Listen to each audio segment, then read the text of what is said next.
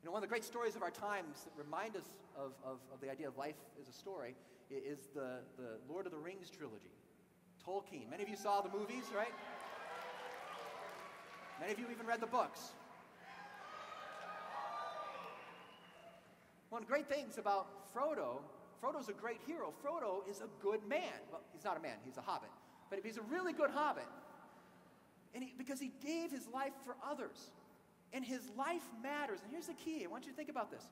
Everything Frodo does in his life matters. Other people are dependent on the choices Frodo makes with his life. Whether it's Merry and Pippin in the Shire or Gandalf the Wizard, but really all of Middle-earth is dependent on the choices Frodo makes. And every day he's making decisions that lead him closer to his goal of destroying the ring or farther away from that. And when Frodo is tempted to put on the ring and then he actually puts it on, that has negative consequences, not just for Frodo, but for many other people.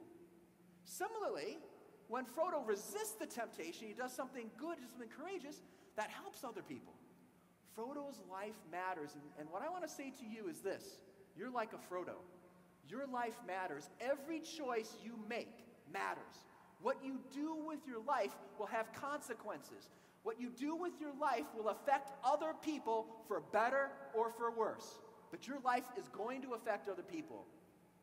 We must realize that we have to dispel this modern myth where people say, oh, what I do in my private life doesn't really matter.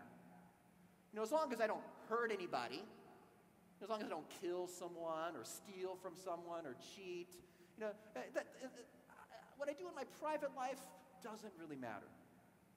From a Catholic perspective, in a certain sense, there's no such thing as a private life. Because everything we do with our life matters. All the decisions we make impact other people. Let me give an example here. Imagine if there was a father who spent so much of his life and his energy and his time pouring himself out into his career, but didn't spend that much time with his kids.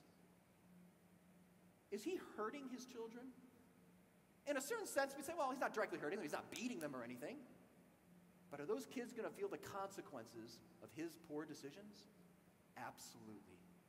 What we do with our life matters, not just the bad things, but the good we fail to do. We remember that in the Confiteor. Every time at Mass, we ask God's forgiveness for what I have done and what I have failed to do. That's a big and. That's a good one to take to confession.